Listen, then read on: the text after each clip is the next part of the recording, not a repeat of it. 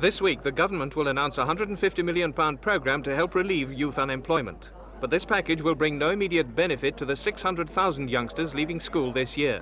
More than a third of them will still be looking for jobs in 3 months' time.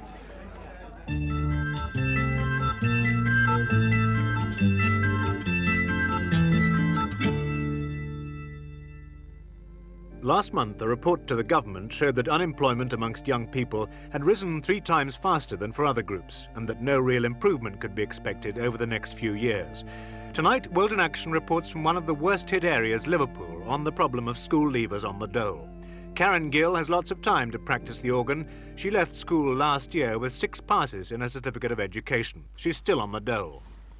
I left school last year, thinking that I could find a job with ease. I haven't found a job. I've been unemployed for the last 5-6 months, and I've tried my hardest. I've got 6 CSEs, but that doesn't get you anywhere. And if it did, I'd have a job now.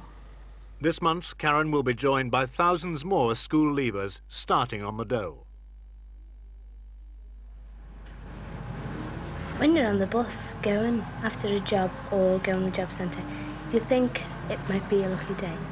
You think you might find something that everyone else has overlooked. You never do. On Monday when I was going down the job centre, the girls and lads that left this year, they were all going the careers, and I thought, they're out on the Dole, unemployed. And it's very hard to find a job.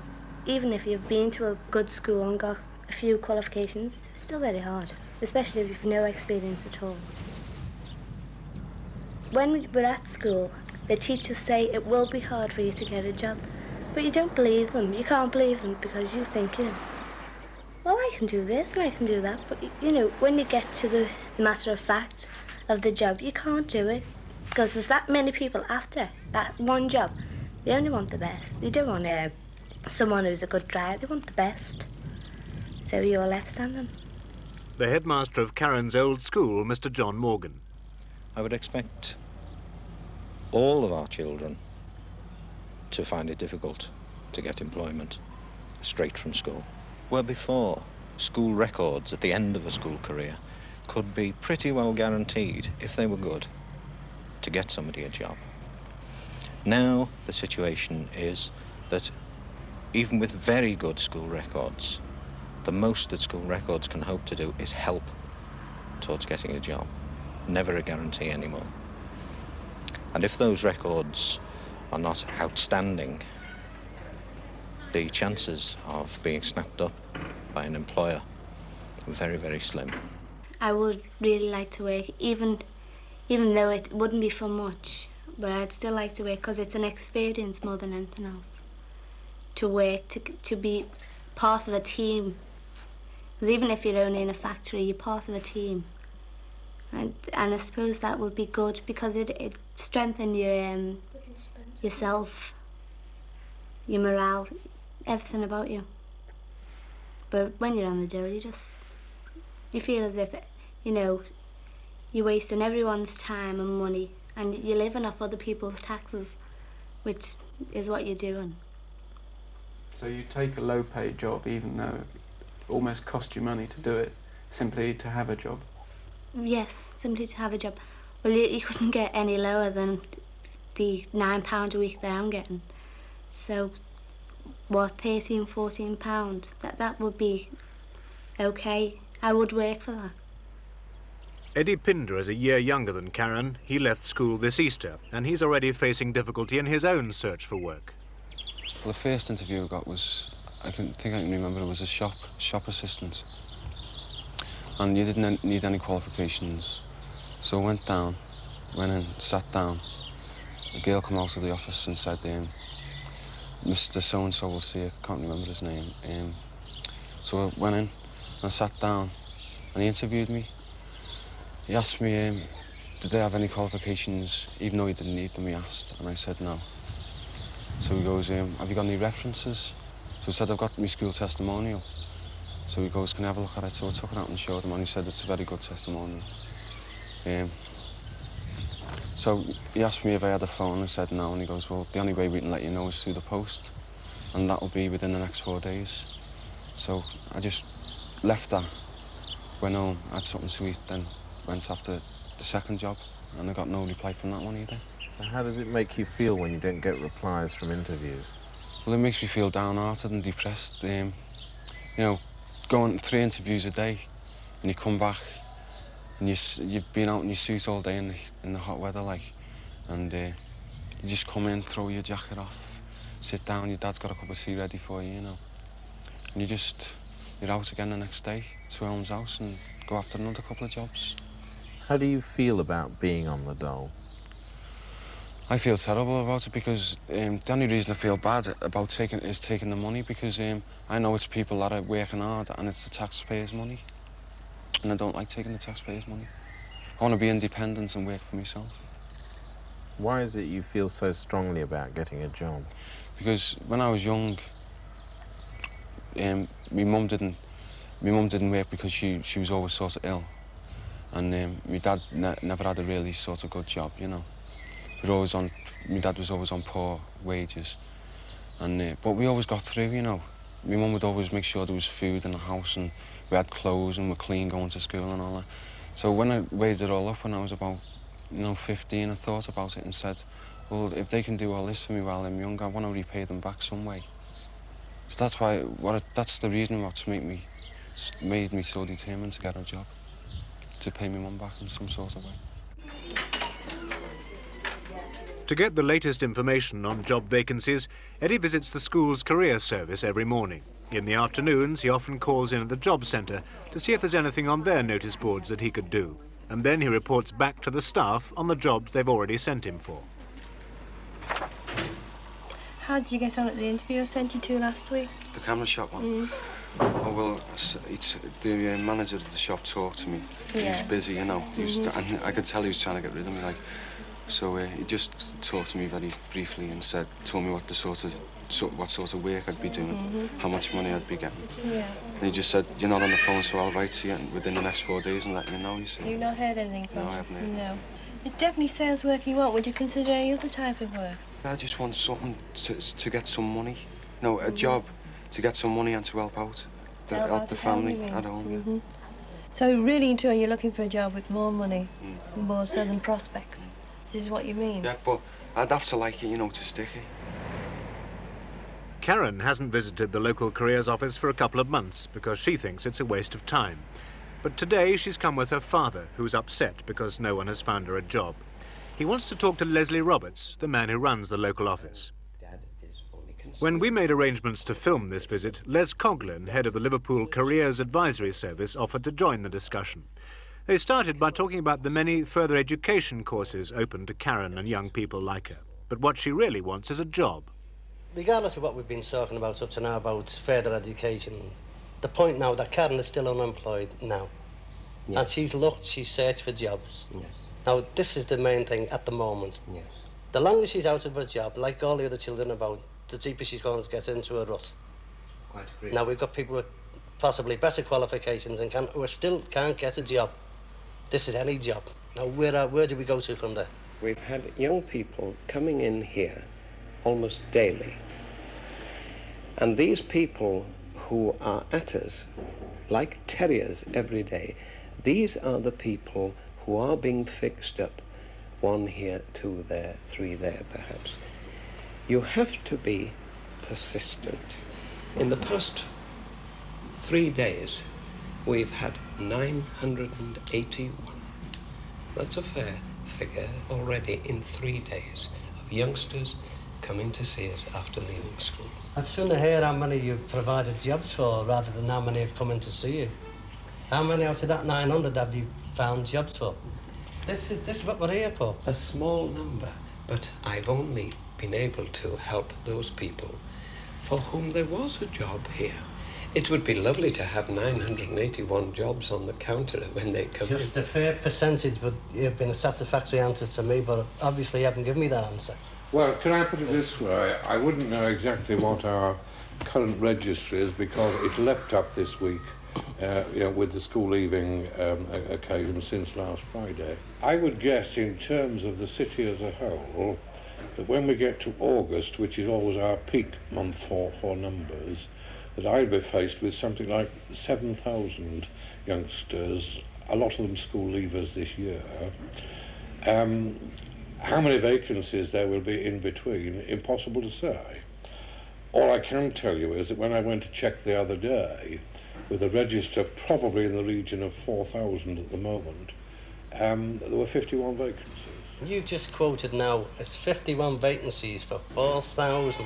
Yeah, on that day. But you still want these children to come running down here knowing that 4,000 of them and there's 51 vacancies. I think it is important that they and we are as active as possible. I'm not in all attempting, I think, to shirk our responsibilities. It's a situation, quite frankly, I'm getting near, as you probably guess, towards the end of my working life, and I'm only so unhappy to think it's the worst situation I've known and in the whole time I've been in this service. And quite frankly, I get very angry about it. Well, can't you understand the way I'm concerned about? I'm Karen's father, not everyone else's father. Indeed, I understand perfectly. And I can well understand, you know, you feel you complain and so on. Would to God we had more power. We can make nobody do anything. The teachers in school always used to say, first impression is very important wherever you go. So I thought, why not wear a suit for an interview for a job, you see? Because it gives you a nice sort of appearance, doesn't it? It makes them think that you're really interested in work. The job centre have given Eddie a number to ring at 8 in the evening for a labouring job, but he's decided to turn up in person to improve his chances. Hello, I'm from the job centre. I was wondering if the vacancy for the labourer was still open. I see. Well, it's only about 20 minutes ago that I decided, because I've had about 4 or 5 applications, and I've interviewed the lads, and as I say, it's just gone. So it's unfortunate. Oh. Okay? Yeah. Well, thanks very much for coming. Okay? Thanks a lot. It's fine.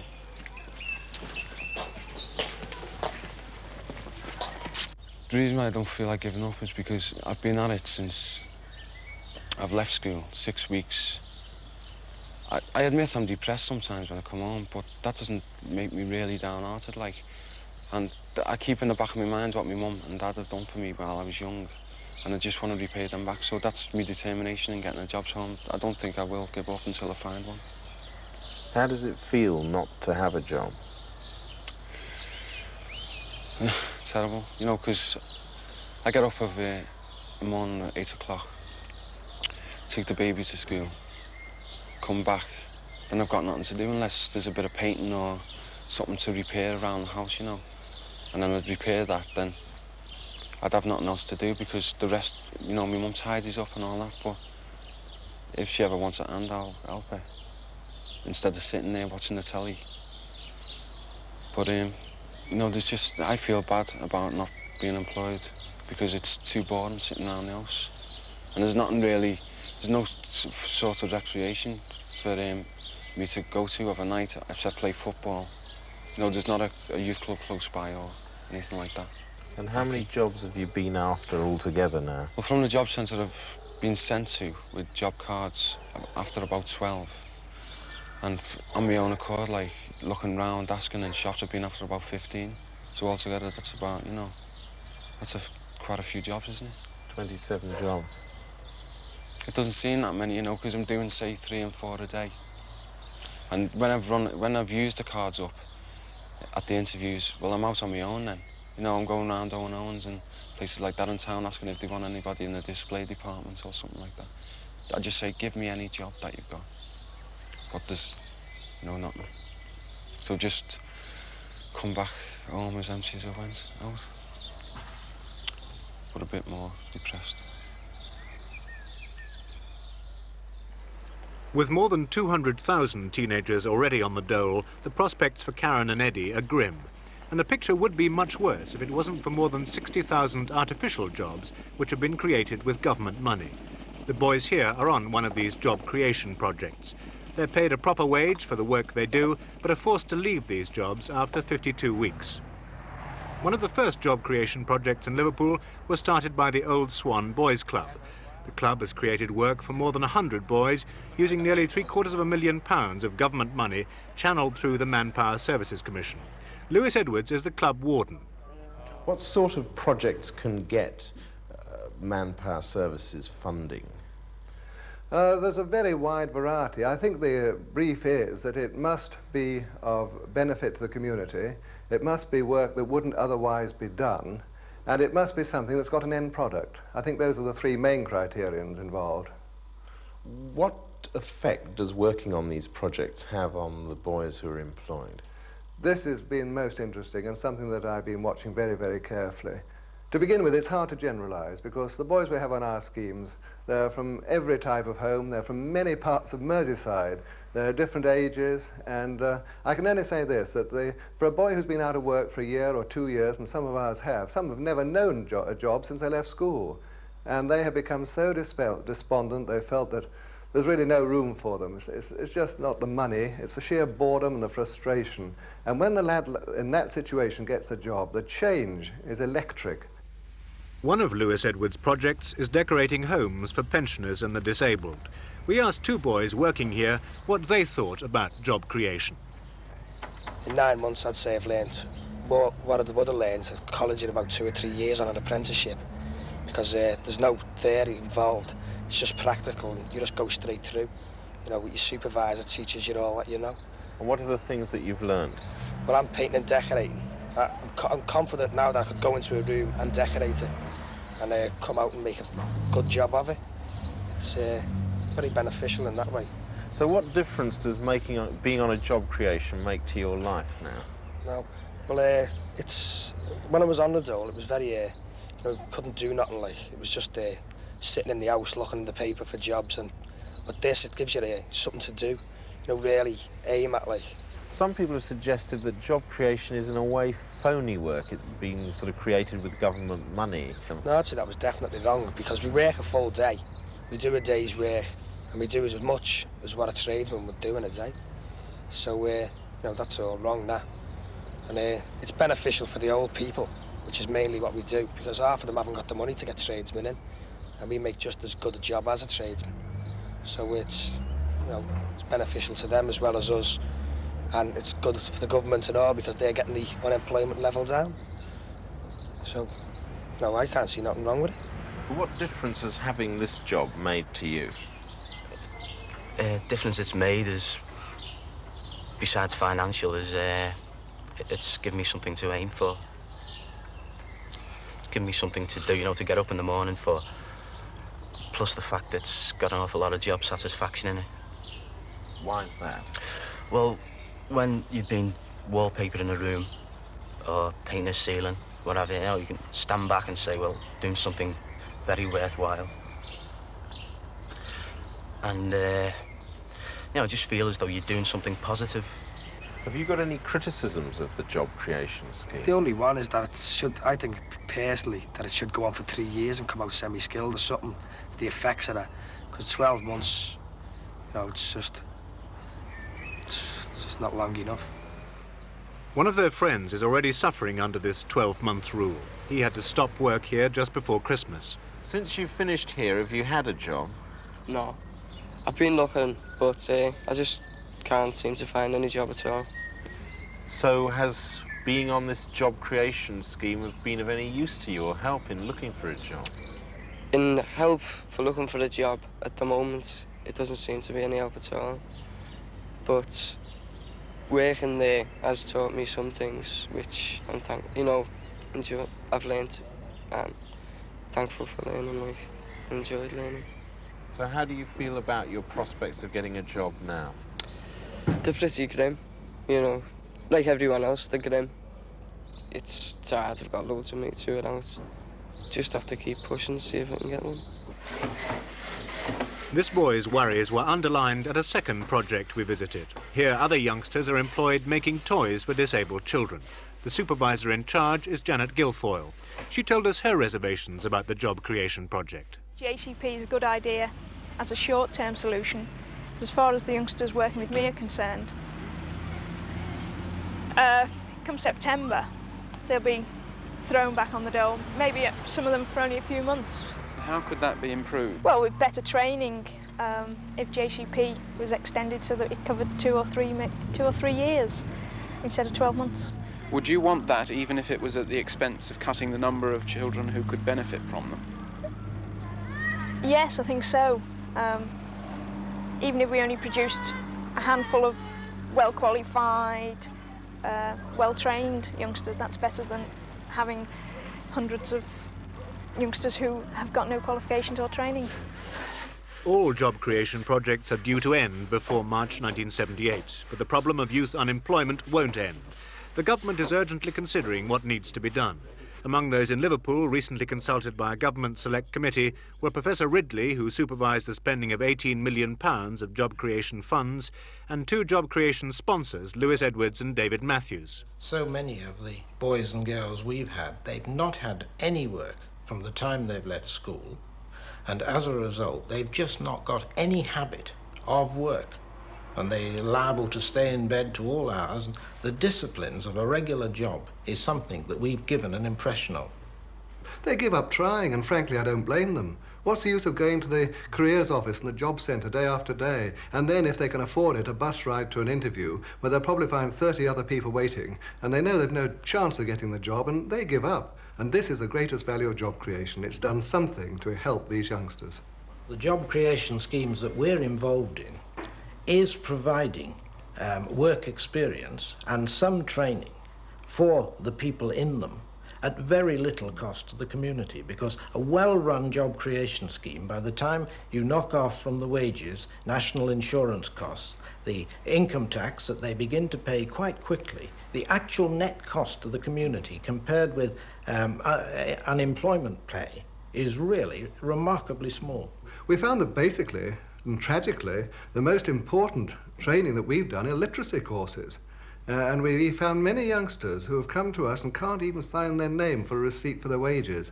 So if only we could have them for longer, we could not only make them literate, we could then put them on some worthwhile course which would make them much more attractive to a potential employer. Professor Ridley, do you agree that they should be longer than 52 weeks? Well, it's an argument that is put forward on all sides, and there's a lot of pressure. Don't forget, however, this purpose of job creation is to provide temporary employment as a transition to normal employment. It isn't the government trying to create new permanent jobs, and the government hasn't got the means to do that. I accept very fully that for many youngsters, 1 year is not long enough a period of training. We're now aware that youth unemployment is not a temporary crisis issue, but growingly people realize that youth unemployment, 16 to 18-year-old unemployment, will be with us even if we have economic revival. That even if industry booms, very few firms will be taking on large numbers of particularly educationally disadvantaged youngsters. The productivity will come by slimming down labour forces, not by taking on more. So we have to think of what 16 to 18-year-olds can usefully do to their own benefit and to the community's benefit. As things stand at the moment, what are the prospects for the young people we've been talking to? Well, it sounds as if I'm a prophet of gloom, but I don't think they're very good. The Holland Committee, which looked in the problems of youth employment, said that it thought the problems were probably structural. That means they won't go away with rising productivity or with a revived economy, and that for 10 years, they said, youth unemployment will not be reduced to acceptable levels. And that will be a very tragic situation. And what will happen then? Well, it's a bit like in the old days of the Luddites, when machinery was invented and workers thought they would become unemployed and they smashed the machine. Youngsters are going to see the same sort of thing, I think. And sooner or later, we will have to rethink our working patterns. There's already talk, shorter working weeks for adults, so that instead of adult workers doing overtime, they should spread the work around. We may have to rethink about married women being employed, and we may have to think about youngsters not going into normal employment as a rule until much later than at present, doing other useful things. And this means thinking about society and its purpose again. Yes, unfortunately, Professor Ridley is quite right. The future is grim indeed, and seen in the eyes of these youngsters, we can already see the despair. David and I often sit in court and we have to deal with many of these youngsters, and we see what this leads to. And we suspect there are many parts of the country where people just don't realize the urgency, the tragedy that is facing these young people. And unless somebody does something about it, and I don't know who can do it except the government, by creating some sort of opportunities for service, for training, for education, something that is not only sounds good on paper, but something that is acceptable to these youngsters. And they're not all little angels, let's be honest. They're a very mixed bag, but they deserve an opportunity. They deserve a chance to make something of their lives. And if we just let them stagnate, society is going to have a lot to answer for throughout the country as a whole, and I think this is the important message.